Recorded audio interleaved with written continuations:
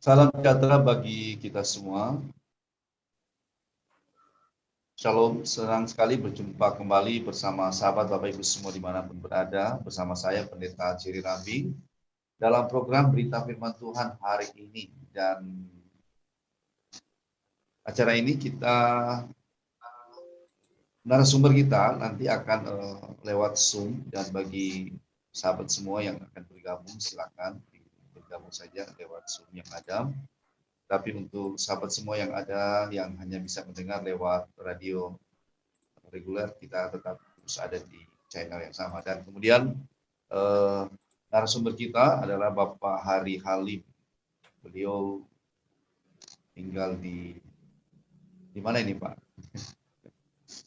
Oke, artinya beliau tidak bersama saya di studio, tapi beliau di satu tempat yang cukup jauh juga. Dan hari ini tema kita berbicara tentang ora et labora dalam kerajaan Allah. Saya buka line telepon untuk kita semua bagi sahabat yang akan bertanya sebentar dalam program ini.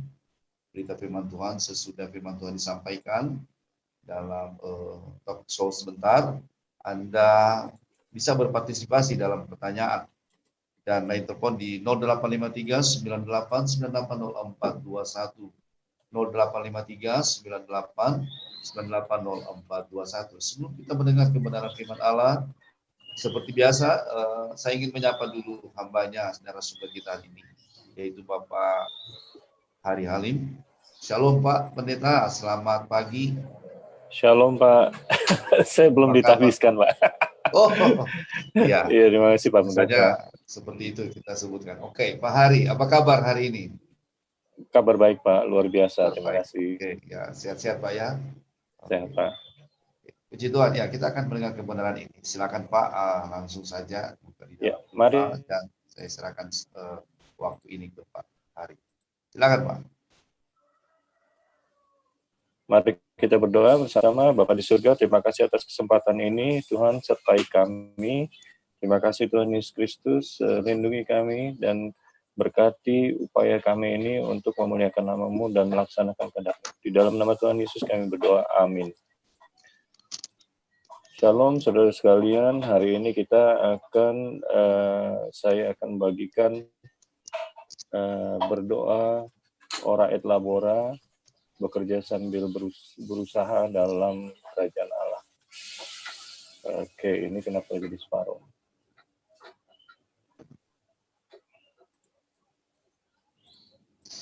Oke, sekarang ora et labora dalam kerajaan surga.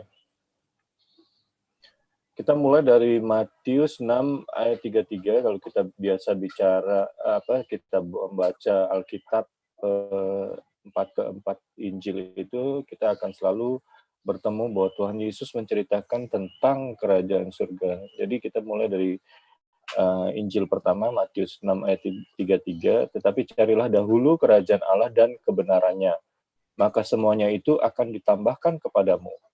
Matius 6 ayat 34, sebab itu janganlah kamu khawatir akan hari besok, karena hari besok mempunyai kesusahannya sendiri. Kesusahan sehari cukuplah untuk sehari. Nah, pertanyaannya, Tuhan Yesus berbicara mempromosikan kerajaan sorga, kerajaan Allah. Itu dari mana legalitasnya, dari mana asal utusannya gitu loh, bagaimana prosesnya gitu loh. Lalu dari sini kita akan belajar bahwa orang Kristen juga mengalami proses gitu loh, tidak instan, tidak ujuk-ujuk langsung jadi gitu ya. Jadi kita harus sabar mengalami semua proses ini, karena Tuhan kita sendiri juga mengalami proses yang sama gitu ya. Nah, ini yang berikutnya. Kita mulai dari asal-usul kerajaan Allah, legalitasnya, legitimasinya. Ini mulai dari penglihatan Daniel. Penglihatan Daniel ini di pasal 7 ayat 9. Jadi saya pecah dua ya, saya fokuskan ke penglihatan mengenai peralihan kekuasaan dari dunia kepada sorga. Nah, ini saya bacakan Daniel 7 ayat 9. Sementara aku terus melihat tahta-tahta diletakkan, lalu duduklah yang lanjut usianya, ini Allah Bapa kita, pakaiannya putih seperti salju, dan rambutnya bersih seperti bulu domba. Kursinya dari nyala api dengan roda-rodanya dari api yang berkobar-kobar. Daniel 7 ayat 10, suatu sungai api timbul dan mengalir dari hadapannya. 1000 kali beribu-ribu melayani dia, dan selaksa kali berlaksa-laksa berdiri di hadapannya. Lalu duduklah majelis pengadilan dan dibukalah kitab-kitab. Ini adalah apa yang terjadi di surga. Di surga sudah ditetapkan. Daniel 7 ayat 13 ditetapkan demikian. Aku terus melihat dalam penglihatan malam itu, tampak datang dengan awan-awan dari langit, seorang seperti anak manusia. Datanglah ia kepada yang lanjut usianya itu, dan ia dibawa ke hadapannya. Daniel 7 ayat 14, lalu diberikan kepadanya kekuasaan dan kemuliaan dan kekuasaan sebagai raja. Maka orang-orang dari segala bangsa, suku bangsa, dan bahasa mengabdi kepadanya. Kekuasaannya ialah kekuasaan yang kekal, yang tidak akan lenyap. Dan kerajaannya ialah kerajaan yang tidak akan. Jadi dari penglihatan Daniel pasal 7 ini kita bisa melihat bahwa dari Bapa di surga memberikan kekuasaan yang kekal kepada seorang anak manusia. Nah, di sini letak awal legalitas kenapa munculnya kerajaan Allah. Nah, berikutnya, anak Allah itu anak manusia. Jadi yang dilihat oleh Daniel yang di atas awan-awan yang tampaknya seperti anak manusia itu adalah anak Allah dan raja yang akan datang. Yesaya 9 ayat 5 itu mengatakan, ini mulai masuk ke proses realisasi dari keputusan yang di surga ya, yang ditetapkan oleh Allah Bapa tadi. Sebab seorang anak telah lahir untuk kita, seorang putra telah diberikan untuk kita, lambang pemerintahan ada di atas bahunya, dan namanya disebutkan orang, penasihat ajaib, Allah yang perkasa, Bapa yang kekal, Raja damai. Yesaya 9 ayat 6, besar kekuasaannya, damai sejahtera tidak akan berkesudahan di atas tahta Daud dan di dalam kerajaannya, karena ia mendasarkan dan mengkokohkannya dengan keadilan dan kebenaran, dari sekarang sampai selama-lamanya. Kecemburuan Tuhan semesta alam akan melakukan hal ini. Nah, yang Daniel pasal sebelumnya, Daniel 7 ayat 9 ini, itu adalah menceritakan kecemburuan Tuhan semesta alam akan melakukannya. Itu Bapa, Allah Bapa kita di surga, menyerahkan kekuasaan di muka bumi ini, dan juga di surga kepada anak Allah, kepada anak manusia. Nah, di dunia ini sesudah Tuhan Yesus lahir di dalam Yesaya 95, dia kan disebutkan seorang anak telah lahir untuk kita kan. Nah, inilah Yohanes 6 ayat 40, misi Tuhan Yesus Kristus di bumi ini, sebab inilah kehendak Bapakku, yaitu supaya setiap orang yang melihat anak dan yang percaya kepadanya beroleh hidup yang kekal, dan supaya aku membangkitkannya pada akhir zaman. Jadi kita yang Kristen ini berusaha dipelihara oleh Tuhan. Jadi dari diri kita juga harus merespon secara positif. Jangan tidak merespon gitu. Nanti kalau kita tidak merespon, kita ketinggalan gitu. Nah, jadi ini Tuhan mengumpulkan, jadi kan Tuhan Yesus sudah di bumi 2000 tahun yang lalu gitu kan. Jadi Tuhan di sini mengumpulkan orang-orang percaya agar masuk dalam kerajaan surga. Kerajaan ini adalah kerajaan kekal. Ini yang dibicarakan gitu. Sejak zaman Daniel 2400 tahun yang lalu. Nah, sekarang kita masuk dalam kondisi kehidupan kita sekarang sehari-hari. Kita sudah mempunyai raja kita sudah mempunyai Tuhan Yesus kita. Nah, kita sudah berada di dalam kerajaan Allah, tapi kita hidup di dunia ini, gitu loh ya.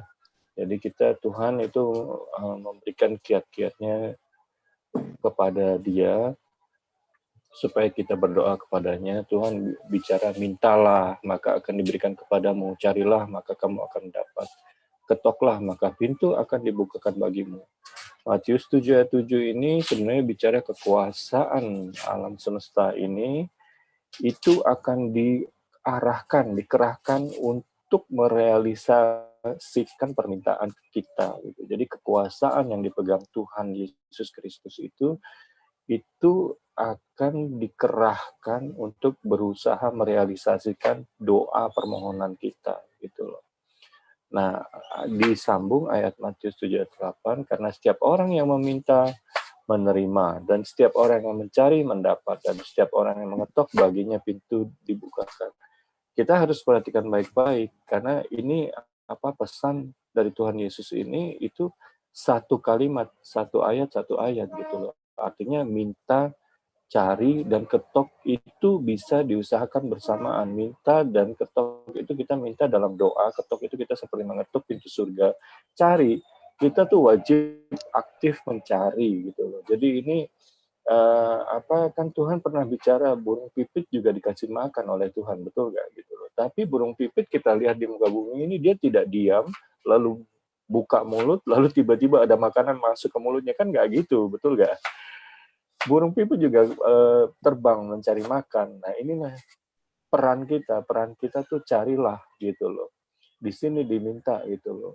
Di sini diminta kerjasama kita gitu dengan Tuhan. Itu Tuhan akan mengerahkan kekuasaannya, tapi Dia juga minta kita, ayo berusaha, kamu juga maju. Seperti orang berjabat tangan.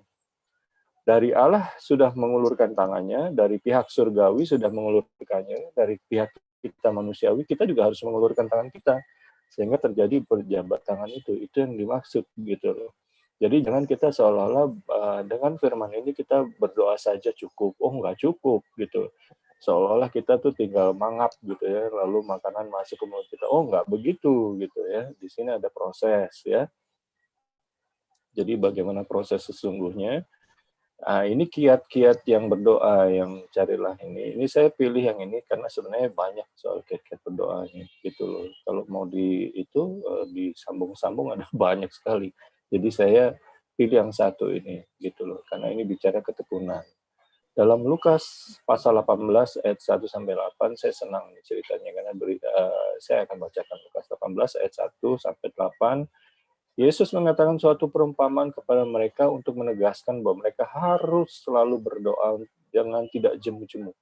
Katanya, dalam sebuah kota ada seorang hakim yang tidak takut akan Allah dan tidak menghormati seorang pun.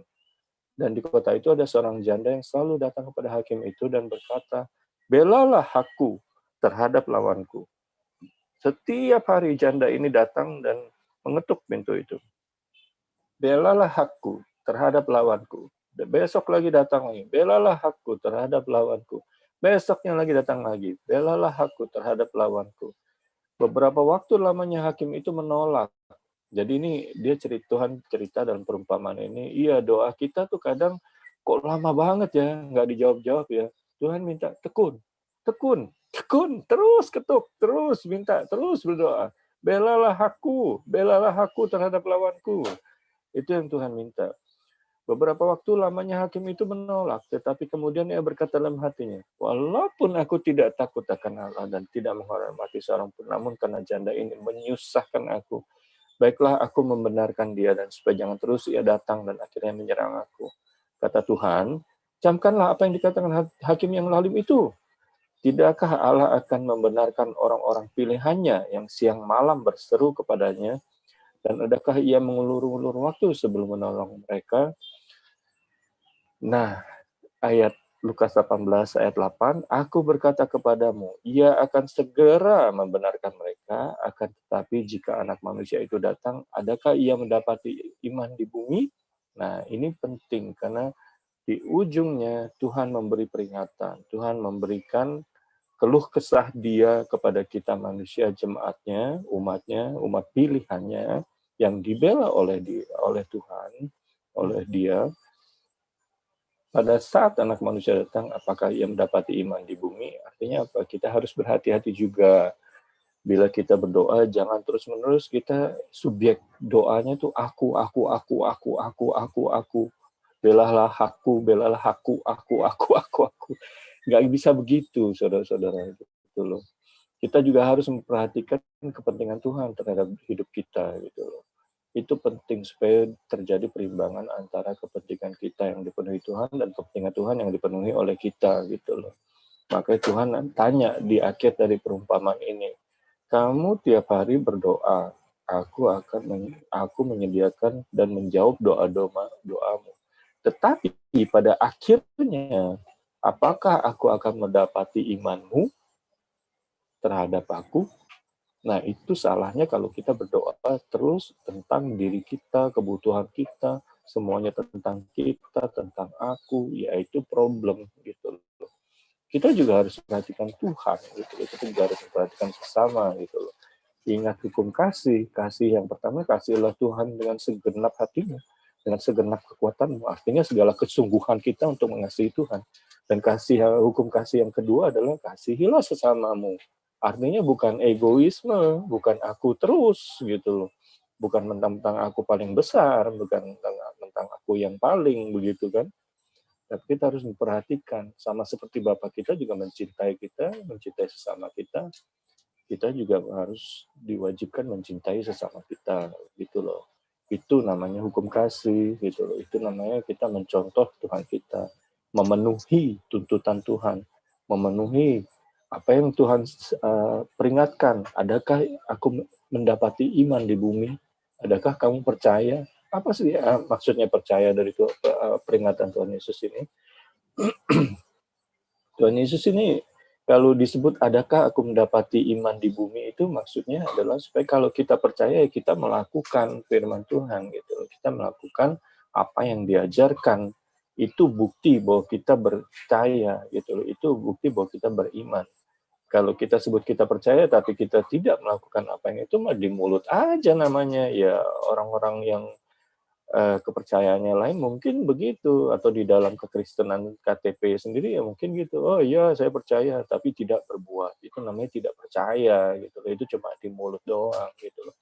Itu ditegur oleh dalam surat Yakobus gitu loh, ya saya percaya tapi kamu tidak berbuat, itu sama imanmu mati gitu loh. Seperti tong kosong nyaring bunyinya, ngomong tok gitu loh. Nah, ini yang dimaksud Tuhan dalam Lukas 18 ayat 8 gitu loh. Berbuatlah gitu loh. Jangan selalu berdoa tentang aku gitu loh. Tapi juga berdoa untuk kebutuhan Tuhan, kehendak Tuhan jadi di muka bumi ini gitu loh. Supaya kita juga mengasihi sesama kita seperti yang diperintahkan. Itu maksudnya begitu. Oke. Terus ya, jadi kita itu tetap menjaga sikap yang baik kepada Tuhan dan juga terhadap sesama kita gitu. 1 Yohanes 5 ayat 13. Rasul Yohanes dalam surat 1 Yohanes 5 ayat 13 ini memberitahukan, semuanya itu kutuliskan kepada kamu supaya kamu yang percaya kepada nama anak Allah tahu bahwa kamu memiliki hidup yang kekal. Jadi kita itu beriman kepada Tuhan Yesus, melakukan apa yang ingin dikehendaki Tuhan Yesus supaya kehendak Allah jadi dalam di muka bumi ini. Itu ganjarannya adalah hidup yang kekal. Hidup yang kekal. Jadi ya kerajaan Allah yang ditawarkan kepada kita, kerajaan Allah yang dibicarakan Tuhan Yesus Kristus, dan kita adalah warga kerajaan Allah, kerajaan surga. Itu bicara warga kerajaan yang akan diberikan kehidupan yang kekal gitu loh. Dan untuk itu kita harus membangun karakter diri yang baik gitu, istilah yang tepat gitu ya.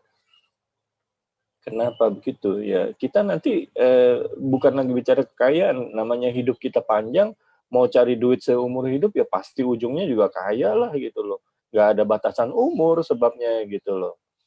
Oleh karena itu, yang paling penting dalam hidup kekal itu, kehidupan yang akan kita jalani itu adalah karakter gitu loh, bukan kepenuhan jasmani gitu loh. Karena tidak ada kematian, tidak ada waktu yang membatasi kita mengumpulkan kekayaan, ya sudah pasti nanti mau kaya segede apa ya terserah gitu loh.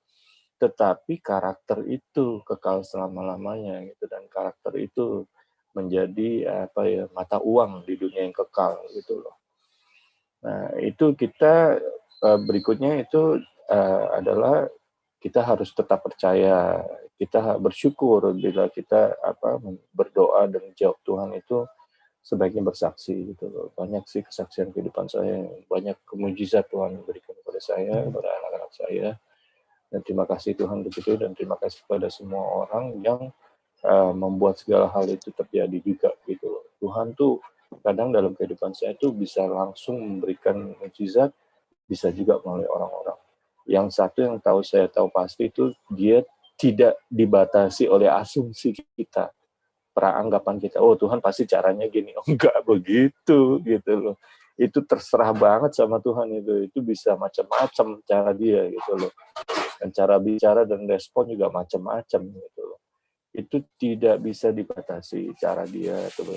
Yang penting bagi kita adalah kita fokus kepada Tuhan, kita bersyukur, kita berdoa, kita tekun gitu loh. Nanti kita punya feeling sendiri gitu loh bagaimana cara Tuhan menjawab semua doa kita itu. Kita berkembang sendiri hubungan kita ke arah Dia gitu. Itu penting, itu namanya pertumbuhan iman gitu loh. Nah, kita mencukupkan diri, kita jangan selalu loba ya. Jadi kalau udah ini merasa gitu, kita nggak bersyukur gitu. Wah, kurang Tuhan, minta terus. Nggak bisa juga begitu ya. Kita punya perut juga cuman terbatas gitu loh. Kebanyakan makan gendut juga repot ya. Nanti bahaya di kesehatan kita itu. Pola hidup kita harus atur gitu loh. Itu akan membangun karakter yang baik gitu loh. Disiplin, kita harus wajib disiplin. Kehidupan Kristen tuh beda dengan kehidupan duniawi. Jadi untuk ini sebenarnya garis besar nilai-nilai dari kerajaan Allah itu berbeda dengan yang garis besar yang dituntut oleh dunia.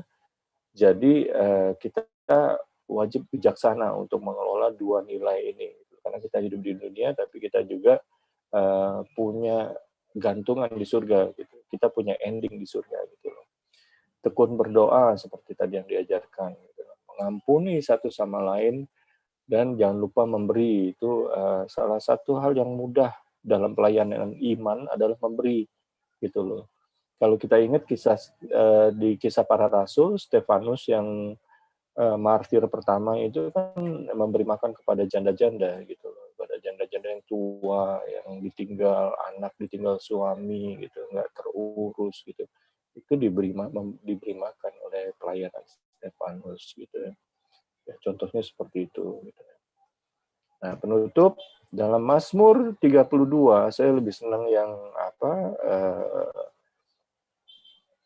terjemahan International Standard Version, ISV ya, International Standard Version.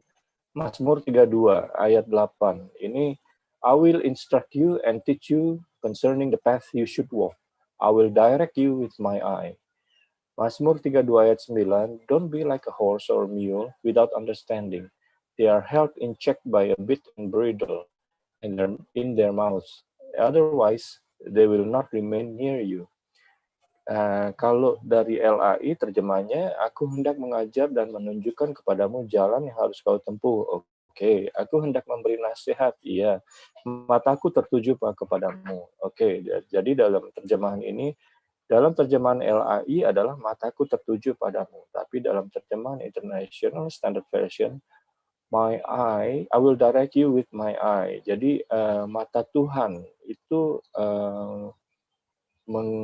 mengarahkan kita gitu loh. Jadi kita diawasi oleh mata Tuhan. Kalau kita salah jalan itu nanti kita dikembalikan ke jalan yang lurus. Itu I will direct you with my eye. Saya akan mengawasi kamu gitu loh. Mengawasi jalan hidup kamu. Itu loh I will direct you with my eye. Itu mata Tuhan gitu loh. Mazmur 32 ayat 9 LAI menerjemahkan, janganlah seperti kuda atau bagal yang tidak berakal. Ya, yang kegarangannya harus dikendalikan dengan tali les dan kekang. Artinya itu jangan sifat manusiawi kita itu berlebihan sehingga harus dikendalikan. Nah, ini masalahnya kalau dikendalikan oleh tali dan kekang ini, kalau istilah sekarang ya kelihatan gitu, tapi kalau dari surgawi itu peristiwa-peristiwa yang terjadi di hidup kita yang disebut asam garam kehidupan itulah yang dibuat untuk mengendalikan kegarangan kita gitu loh. Oleh karena itu manusia makin tua itu harusnya makin bijaksana. Kalau tidak, ia tidak akan mendekati engkau. Ini untuk potongan kalimat terakhir, ini saya lebih suka yang terjemahan International Standard Version karena otherwise they will not remain near you. Ini maksudnya adalah supaya kita tetap berada dekat dengan Allah. Kalau enggak, kegarangan kita, sifat badani kita, yang sifat tubuh kita ini, itu menjauhkan kita dari Allah, gitu loh.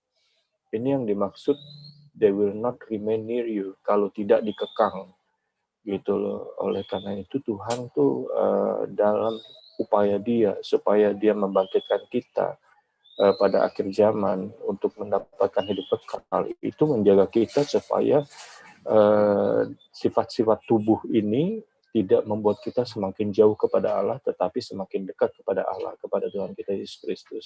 Itulah makanya tadi saya bicara soal disiplin, soal tekun berdoa, supaya terus berpercaya, terus berharap, ya itu ya seperti ini gitu loh. Oke, jelas ya. Jadi kita tutup khotbah ini, mari kita berdoa. Bapa di surga, terima kasih atas kesempatan ini, kiranya Tuhan memberikan jalan dan membuka pikiran kita, membuka pengertian kami dan di hati kami, dan menjaga kami seperti yang Tuhan janjikan. Jadilah kehendak-Mu Tuhan di bumi ini seperti yang di surga. Terima kasih, di dalam nama Tuhan Yesus Kristus kami berdoa. Amin. Oke, puji Tuhan. Terima kasih Pak Hari Halim atas kebenaran firman-Nya. Dan sekali lagi saya sampaikan bahwa Pak Hari Halim berdomisili di Bekasi ya. Saya minta pendapat dari Pak Duardir dari Australia, juga ada Pak Budi dari Cirebon dan Pak Samuel dari Palangkaraya.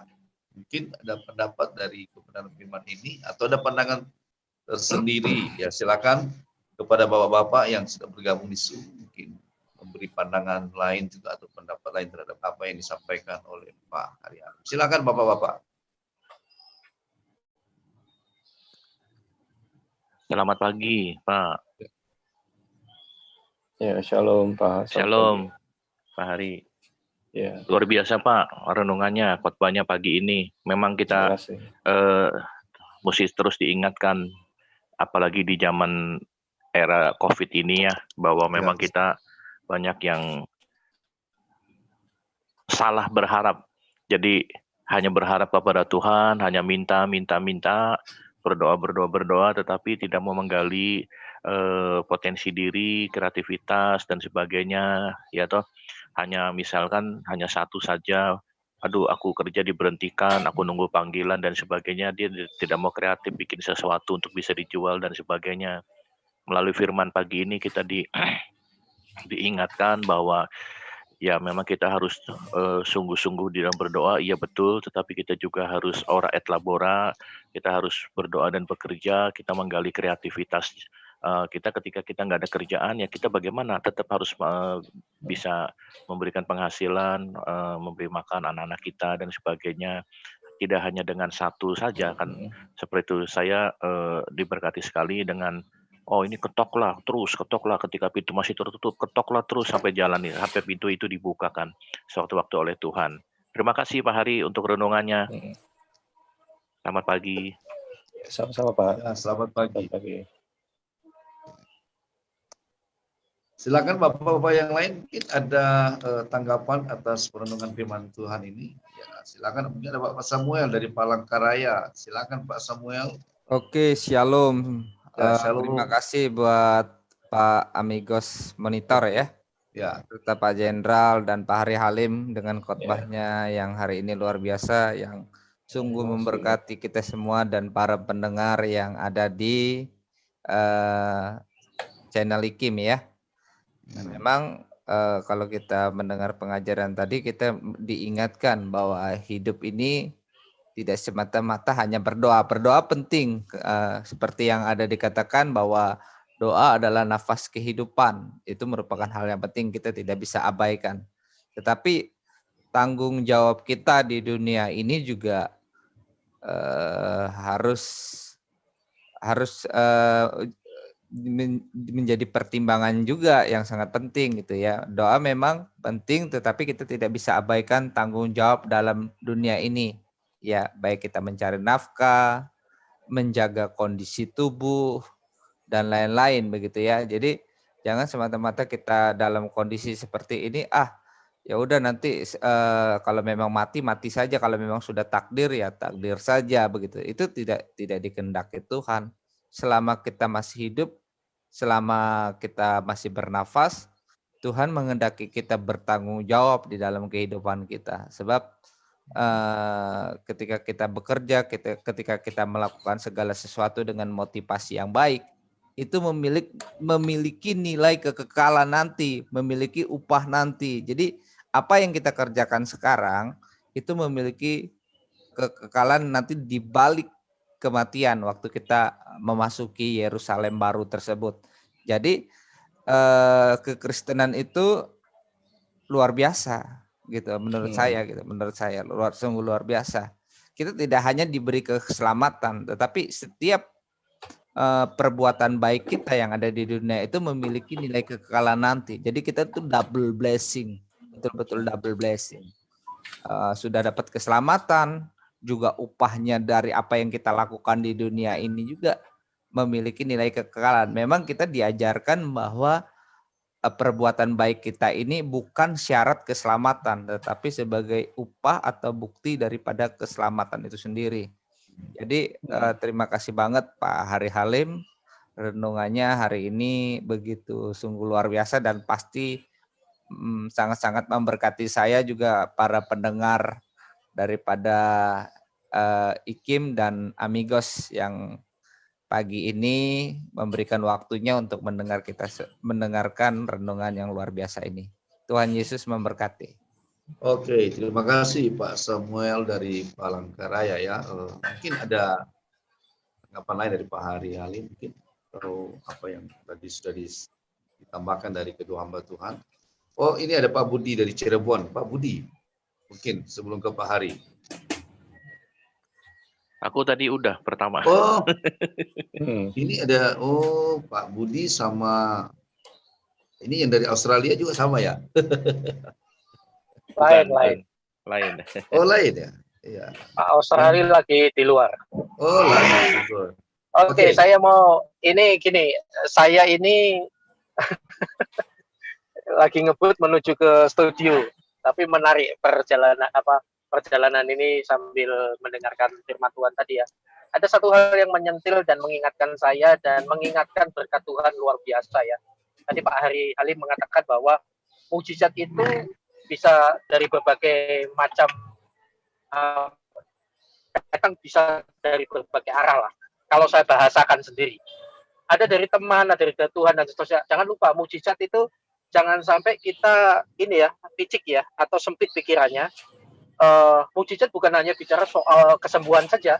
Saya percaya itu Tuhan juga berapa kali beri karunia itu gitu, melakukan sesuatu yang luar biasa lah, mujizat supranatural. Tetapi itu tidak ada gunanya kalau tidak merubah mental kita, hati kita, ya spirit kita, tidak mengarah pada karakter Kristus. Nah, seringkali malah terjadi fatalisme, seolah pemakaian Tuhan hanya di situ saja, padahal itu hanya bagian kecil dari tujuan Tuhan. Kalau toh mujizat secara supranatural, kesembuhan dan lain sebagainya tidak menolak, tapi itu cara Tuhan untuk meyakinkan bahwa Dia hidup tetap ada, itu loh. Nah, tapi ending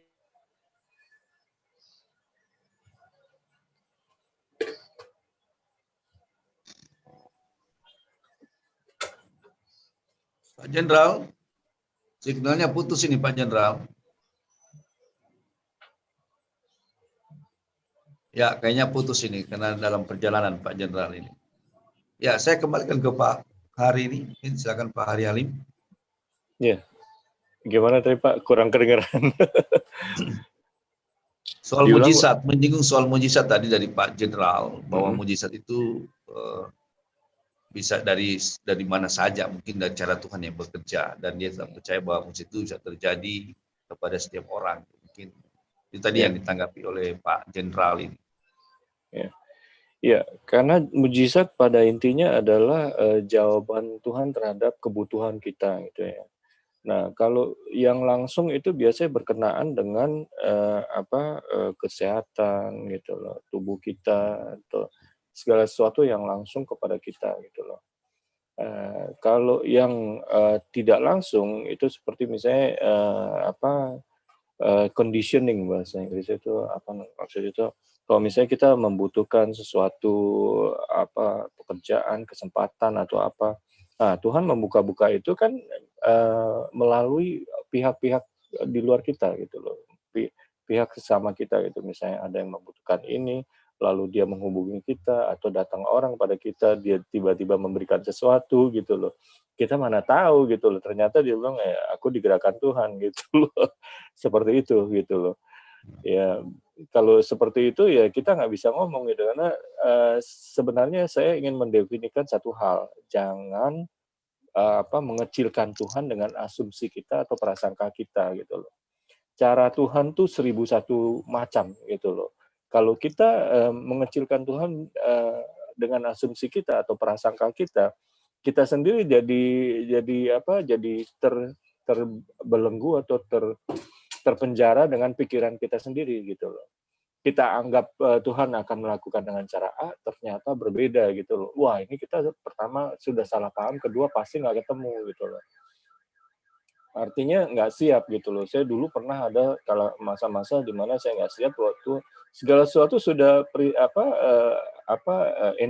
lingkungannya sudah siap gitu loh. Tapi kitanya nggak siap untuk menerima, ya sudah lolos itu gitu loh. Seperti kesempatan datang, pergi begitu saja, ya seperti itu gitu loh. Maksudnya di situ Pak, gitu loh. Oke. Jangan menyempitkan Tuhan gitu loh. Kita buka wawasan. Jadi bagaimana caranya? Kalau kita tekun berdoa, kita terus berusaha datang mendekat pada Dia, nanti timbul feeling gitu, timbul perasaan, timbul sensitivitas gitu loh terhadap pergerakan Tuhan, dan itu penting gitu loh. Itu pertumbuhan, salah satu pertumbuhan iman jalannya lewat itu. Jalan yang saya tempuh itu adalah perenungan firman gitu, karena Mazmur 1 dan Amsal itu bercerita, renungkanlah firman siang dan malam, dia akan tumbuh seperti pohon, dan pohon itu seperti pohon kehidupan yang memberikan buahnya pada waktunya gitu loh. Jadi kalau bicara pada waktunya itu kalau kesempatan datang, kita siap, kita dapat gitu loh. Itu dia gitu loh. Gitu Pak. Oke, ya terima kasih Pak Hari. Pak Jenderal, kembali ke Pak Jenderal. Masih tersambung ini Pak Jenderal? Pak Heri. Oke. Mungkin saya kembalikan ke teman-teman yang lain, Bapak-Bapak yang lain, mungkin Pak Budi atau Pak yang dari Palangkaraya mungkin masih ada waktu ini, silakan mungkin kedua Bapak. Ada hal yang mungkin ingin disampaikan dengan tema ini, ora et labora dalam kerajaan Allah, ya gitu. Silakan. Oke. Berkaitan dengan mukjizat, memang pada umumnya seperti yang disampaikan oleh Pak Jenderal dan Pak Hari Alim, orang cenderung menghubungkannya mukjizat itu berkaitan dengan kesehatan, berkaitan dengan keuangan, dan yang biasanya yang bersifat yang kasat mata begitu ya. Nah, memang kita menyadari bahwa yang namanya mukjizat itu sesuatu yang di luar daripada kemampuan manusia atau yang bersifat adikodrati. Bersifat adikodrati di mana manusia tidak sanggup melakukan hal tersebut. Tetapi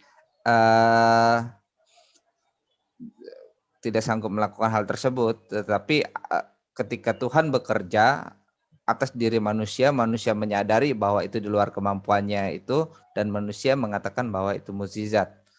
Tetapi sejatinya mukjizat itu adalah petunjuk atau sesuatu yang membawa orang untuk lebih mengenal Tuhan dan memuliakan Tuhan di luar daripada kemampuan dan kesanggupannya.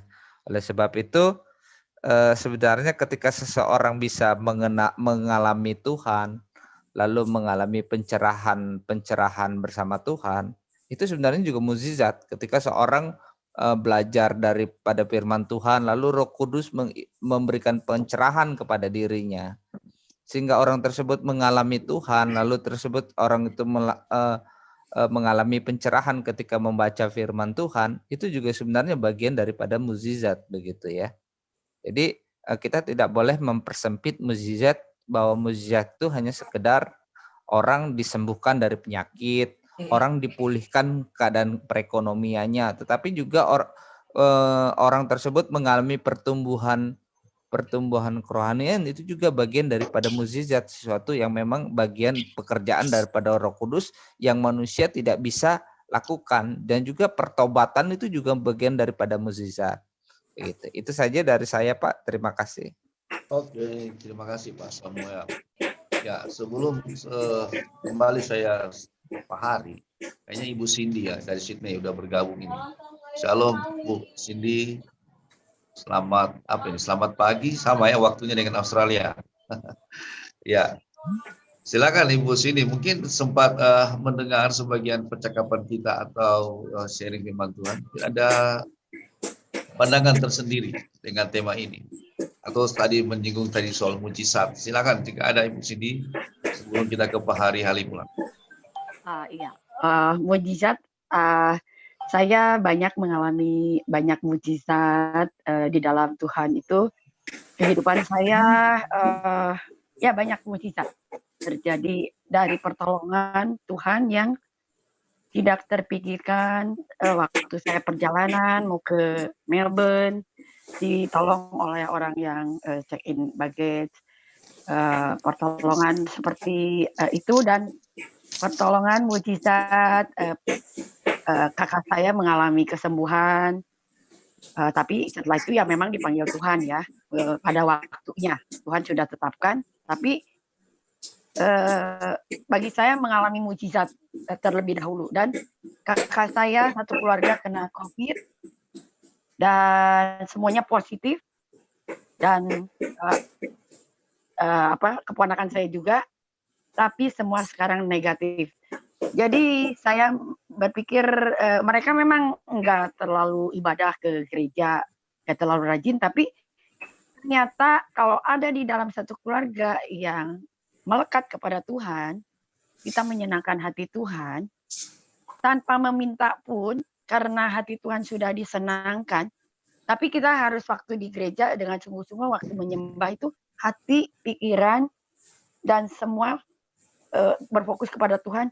Tuhan itu akan, tanpa kita minta ya, Tuhan itu sudah disenangkan, Tuhan akan melakukan sesuatu atas air mata kita, perkataan kita yang positif, self control kita. Tuhan tuh udah dibikin senang gitu. Di dalam satu keluarga nggak usah semua. Di dalam satu keluarga atau 1, 2 atau beberapa orang yang benar-benar hatinya melekat kepada Tuhan, Tuhan itu akan melihat air mata kita gitu. Di dalam satu keluarga itu Tuhan akan menolong. Ya itulah mujizat itu yang saya tadi nggak terlalu menyimak dari pertama sih, ikut Zoom ya, cuman saya mau dengan ini saya memberanikan diri bahwa saya mau memberikan kesaksian bahwa mujizat itu akan ada selalu menyertai orang-orang yang percaya kepada kekuasaan Bapa kita yang ada di surga.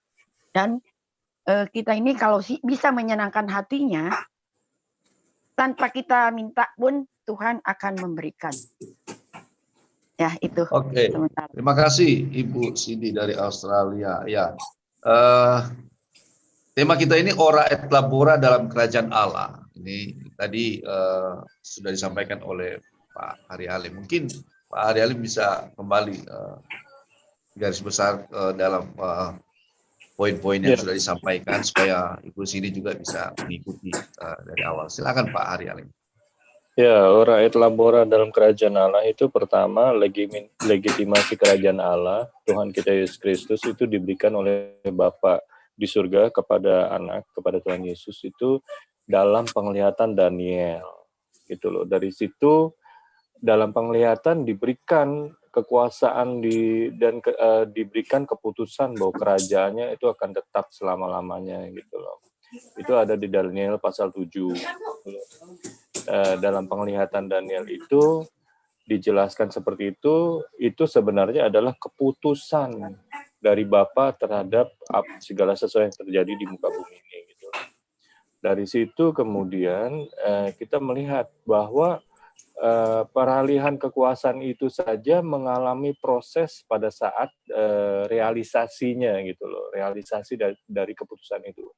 Jadilah kehendakmu di bumi seperti di surga. Jadi waktu di bumi, jadi di surga sudah ditetapkan, jadilah kehendakmu di bumi seperti di surga.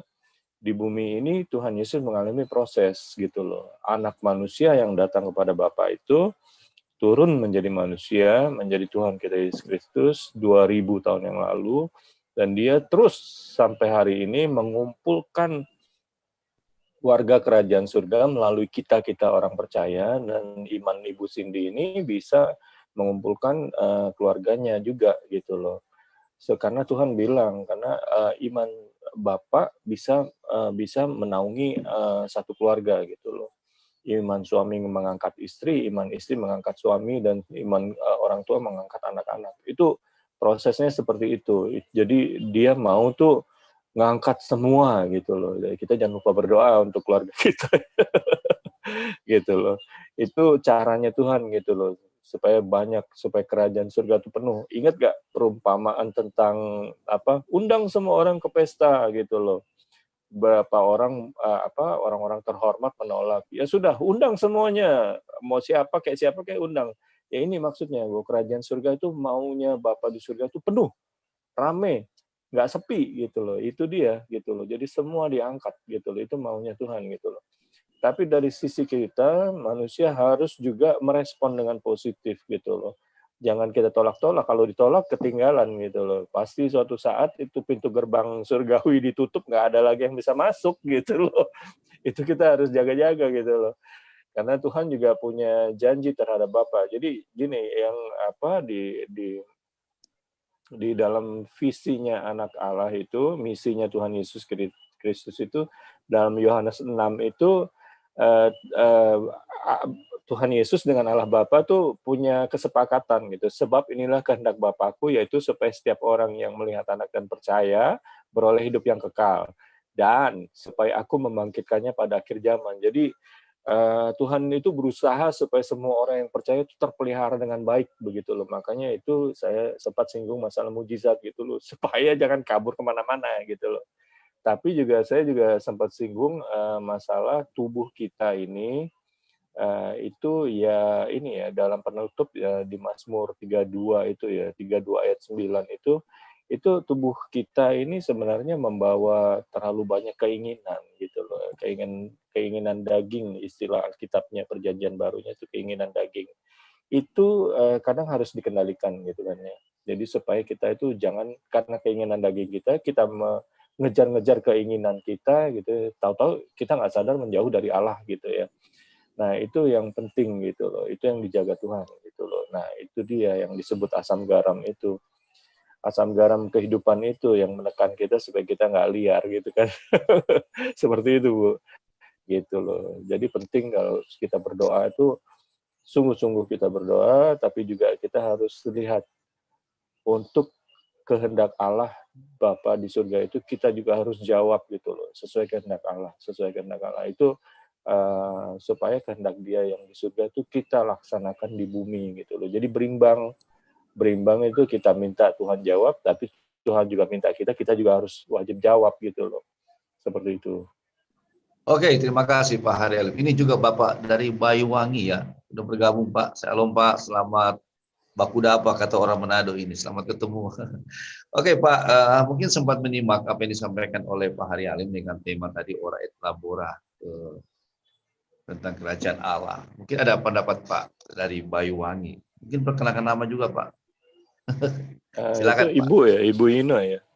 Iya, ditulis Ibu Ina, makanya tapi yang tampil Bapak. Makanya Bapak. saya pikir harus Ibu atau Bapak ini? Di-unmute dulu, Bu. Oh, Ibu, sorry. Ya. Saya punya kelihatan apa jadi ada Bapak, sorry, minta maaf. Kacamata saya yang salah ini. Kacamata saya. Oke, Ibu, silakan. Saya itu. Saya itu. Oh, silakan. Iya, saya baru masuk. Ya, baru tahu dari Bu Cindy. Iya, saya cuma dengar aja dulu, Pak. Oh ya, oke, silakan. Iya. Ibu Ina dari Banyuwangi. Minta maaf Bu ya, kacamata saya kurang jelas ini. Enggak apa-apa, enggak apa-apa. Enggak apa-apa, Bu. Itu hostnya belum sarapan. Smokol. Belum Oke, semokol. Pak Budi, bagaimana? Bagaimana dengan Pak Budi ini? Pak Budi ini, coba silakan Pak Budi. Mungkin ada tanggapan lain di ini atau pandangannya. Terkait dengan ora et labora ini, memang di dalamnya juga ada mujizat-mujizat yang sebenarnya kita suka tidak menyadari bahwa itu mujizat. Saya sering mengalami ketika memang melakukan pekerjaan atau usaha saya gitu kan, ketika ada masalah, pikiran kita itu terbatas. Pikiran kita terbatas ketika kita berdoa minta tolong, Roh Kudus tuh memberikan pengertian, memberikan pengetahuan apa yang harus kita lakukan gitu loh, seperti itu. Dan itu bagi saya itu mujizat. Jadi di dalam Ora et Labora ini pun di dalamnya ada mujizat. Memang kalau kita nanti ada satu sesi lain nanti Pak Hari bahas mujizat kan memang mujizat itu ada macam-macam. Ada berbagai tipe. Nah, di dalam Ora et Labora ini juga ada mujizat seperti yang Pak Hari tadi sampaikan di renungan, itu juga saya alami. Bahwa kalau yang saya alami, pikiran-pikiran yang tadinya tidak terpikirkan, Tuhan berikan. Nah, itu mujizat-mujizat di dalam Ora et Labora yang sering saya alami juga. Dan memang di dalam doanya saya selalu berdoa minta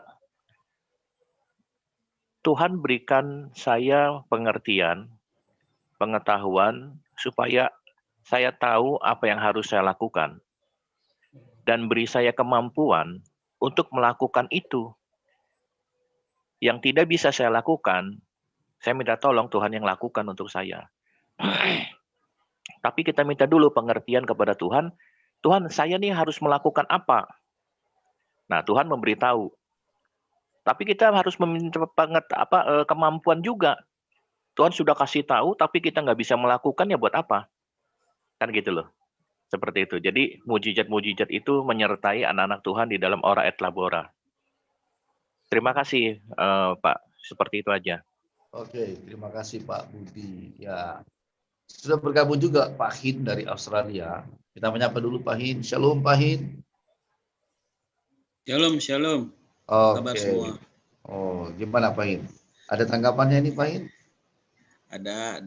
Saya teringat juga bagi teman-teman, saya cuma ingin memberikan sedikit masukan dan input ya. Kalau maksudnya Ora et Labora itu sesuatu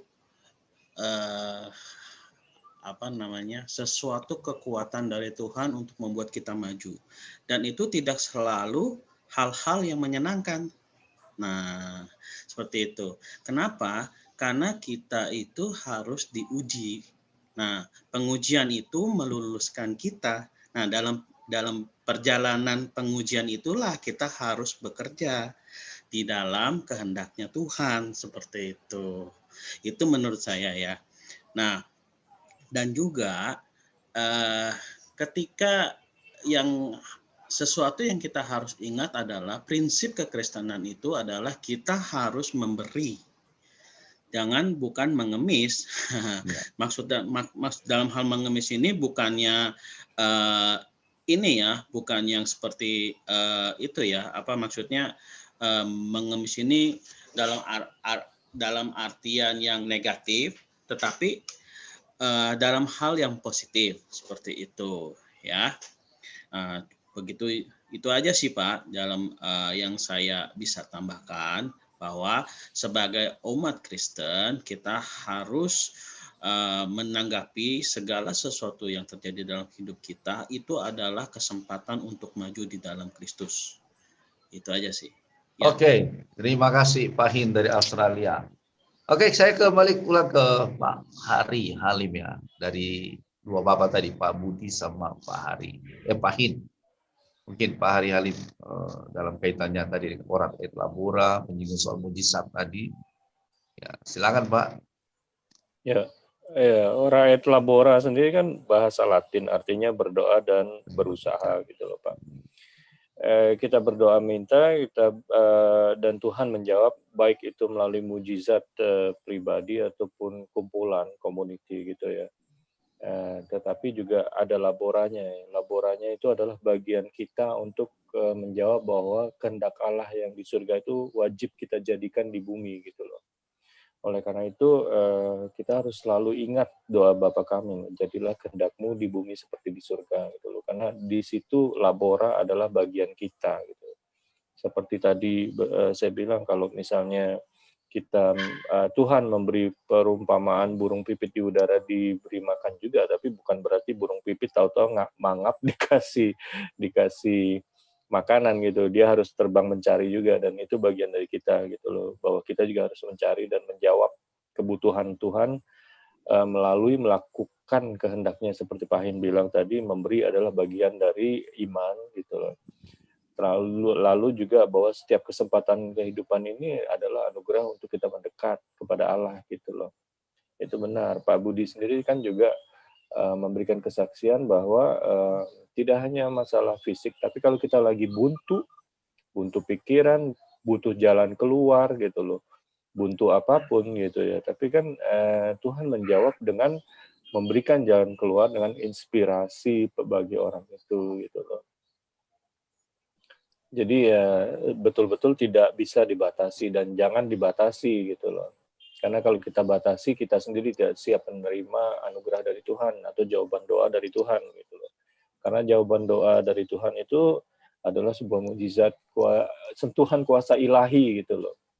Sentuhan kuasa ilahi itulah jawaban doa dari Tuhan gitu loh. Itu ekspresi dari kekuasaan yang diberikan Bapa kepada anak gitu loh.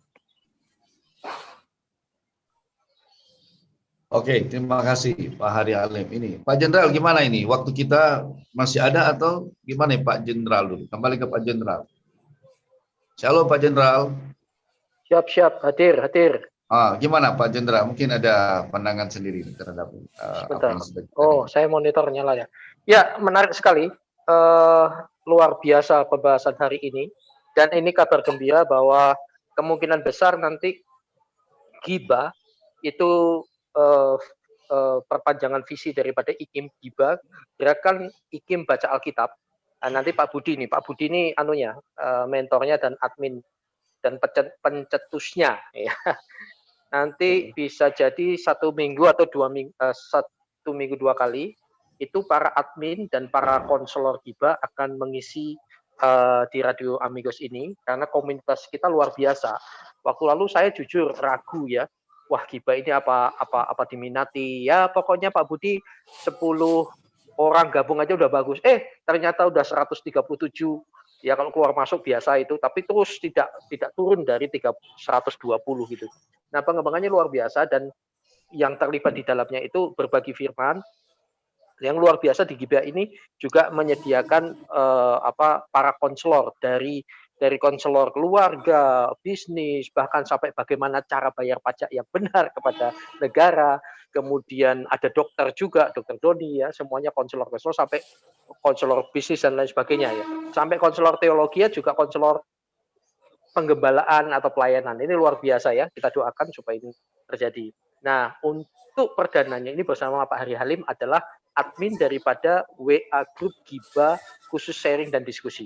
Nah, bicara mukjizat itu luar biasa, tetapi sekali lagi tadi udah dijelaskan ya Pak ya, bahwa mukjizat tidak melulu soal sakit sembuh dan seterusnya.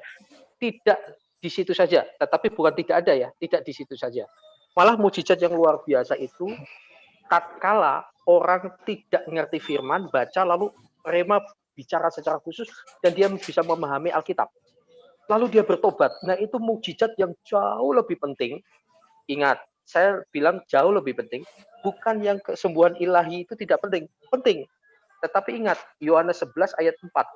Ketika Yesus mendengar kabar itu, ia berkata, penyakit itu tidak akan membawa kematian, tetapi akan menyatakan kemuliaan Allah, sebab oleh penyakit itu anak Allah akan dimuliakan. Nah, oleh karena penyakit itu tidak akan membawa kematian. Tapi yang dimaksud kematian itu bukan kematian fisik saja, kematian kekal dan lain sebagainya sampai ke sana loh. Ya, jadi sembuh tidak sembuh, tertolong tidak tertolong secara fisik adalah kita semua seperti Sadrak, Mesak dan Abednego. Itu om saya semua itu. Dia berkata begini. Tuanku, sekalipun Tuhan Allahku yang aku sembah tidak menolong aku tidak akan menyembah patung Tuanku. Wah, itu resikonya dibikin sate rage loh, dibakar. Bisa nggak saudara kita semua berkata gitu? Aku sembuh, tidak sembuh.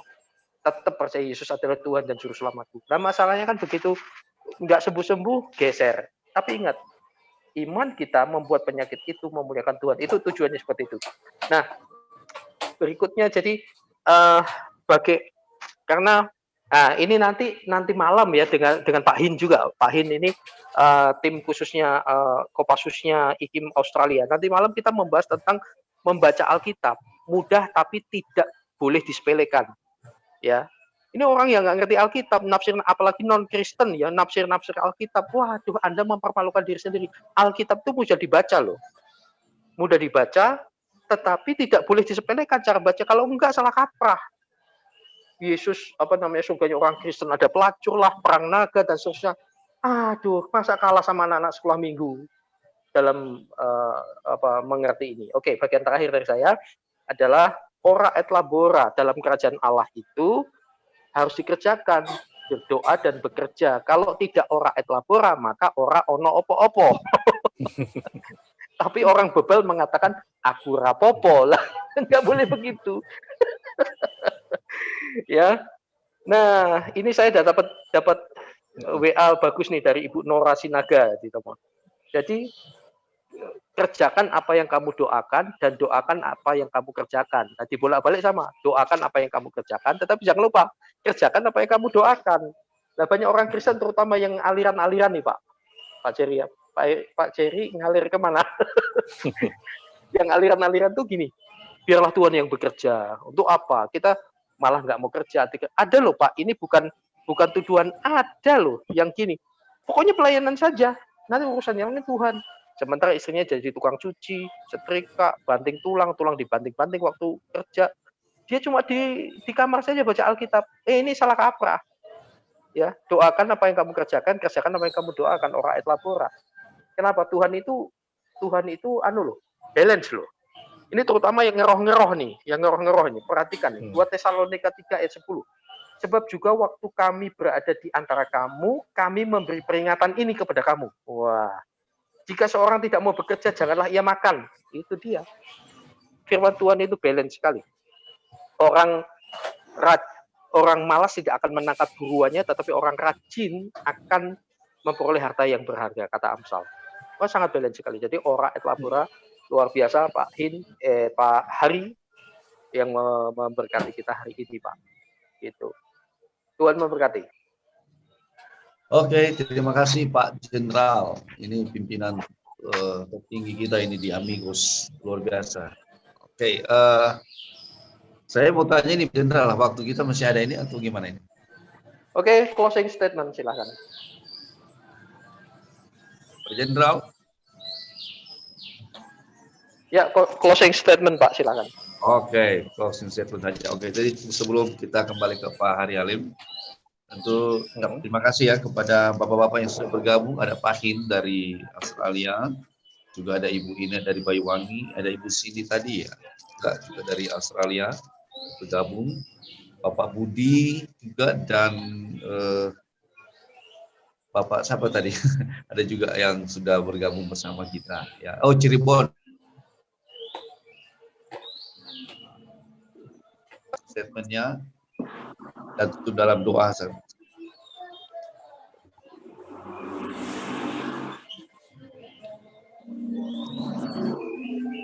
Halo, diulang Pak. Closing statement sekaligus dalam doa. Silakan. Oke, sebelum Pak Hari Halim, ini ada yang chat. Kalau ada Zoom lagi ini minta dihubungi, baik nomor Bapak yang di jauh Banyuwangi, Ibu ya di Banyuwangi sudah. Ibu, sudah saya. Maaf Bu, saya juga belum sarapan ini. Baik, nanti akan dikabari ya dan dibantu share Bu supaya memberkati seluas mungkin. Demikian juga atau komunitas. Ibu bisa masuk komunitas IKIM aja Pak, grupnya. Ya, betul. Nanti kita kabarin ya. Sudah saya save. Baik, silakan Pak Hari. Ya, baik saudara-saudara sekalian, ora et labora itu spiritnya adalah saling resiprokal gitu ya. Artinya kita berdoa minta kuasa langit itu menyentuh kehidupan kita, tapi kita juga berusaha supaya kehendak langit itu kita laksanakan gitu loh. Jadi dua sisi itu kita harus berimbang. Oleh karena itu kita seperti yang doa yang diajarkan Tuhan Yesus, yaitu supaya kehendak Allah jadi seperti halnya di surga sudah diputuskan, di bumi kita laksanakan. Itu yang esensinya di situ gitu loh. Legalitasnya adalah Tuhan Yesus sudah diberikan kekuasaan oleh Bapa kita di surga. Ada telepon dulu saya. Ya, Tuhan Yesus sudah diberikan kekuasaan oleh Bapa kita di surga, dan kita itu akan diberikan kehidupan kekal. Oleh karena itu pertahankan iman sampai pada kesudahannya gitu loh. Jangan sampai kita kehilangan iman kita gitu loh. Mari kita berdoa penutup ya Pak ya. Mari kita berdoa. Bapa di surga, terima kasih Engkau sudah memberikan Tuhan Yesus Kristus sebagai Raja dan Tuhan atas diri kami, yang mau memelihara hidup kami sampai akhir hayat hidup kami, dan akan membangkitkan kami pada akhir zaman sesuai dengan kasih karunia-Mu. Terima kasih ya Tuhan Yesus Kristus atas pengorbanan-Mu di atas kayu salib yang memberikan kebenaran pada hidup kami. Terima kasih Tuhan menjawab doa-doa kami dan memperhatikan kehidupan kami. Kami akan terus berdoa kepadamu senantiasa dalam ketekunan untuk menghadapi kehidupan kami ini. Sertailah kami seperti yang Kau katakan bahwa Tuhan ada bersama kami. Tuhan adalah gembala kami yang menyertai kami di dalam kesusahan maupun kesenangan kami gitu loh. Dan jagalah kami supaya kami tidak lupa kepadamu. Dalam nama Tuhan Yesus Kristus kami berdoa. Amin. Amin. Puji Tuhan. Terima kasih Pak Halim. Ya, terima kasih juga semua Pak Budi dari Cirebon, Pak Samuel dari Palangkaraya, ada Ibu Cindy dan juga Ibu Ina ya. Nanti kita ketemu lagi di hari-hari yang akan datang. Tentu seperti yang Pak Hin bilang, boleh bergabung di komunitas IKIM ya. Dan ini sangat eksis ya. Oke, saya kembali ke Pak Jenderal mungkin, dan mungkin ada Pak Jenderal. Tuhan berkati, shalom semuanya. Terima kasih yang bergabung di sini. Di IKIM juga saya dorong semua ya, gabung dengan Giba, gerakan IKIM Baca Alkitab. Nanti akan kita bahas lagi secara khusus. Nanti malam itu kita akan kupas tuntas sampai seakar-akarnya bersama Pak Hin, Kopassus dari Kopassus IKIM Australia, bersama Pak Budi juga yang hadir di sini dengan seorang psikolog ya kalau nggak salah Pak Hin. Nanti malam. Pak Dani Pak. Pak Dani, baik. Itu Budi, nanti. Itu Jenderal Gibanya Pak. Oh iya, Jenderal Giba. Ada 2 jenderal sekarang. Ya, nah Pak Hinnya sekjen. Saya dengan Pak Hari, Jenderal Giba. Baik, luar biasa. Selamat jumpa juga Ibu Ine ya. Nanti kita invite. Nanti malam jam 7 waktu Jakarta, waktu Indonesia Barat. Baik semuanya, Tuhan memberkati. Shalom, sampai jumpa. Shalom. Terima Thank kasih you, Pak ya, Pak. Hari. Terima kasih. Shalom. Terima kasih. Pak Hin minta tolong masih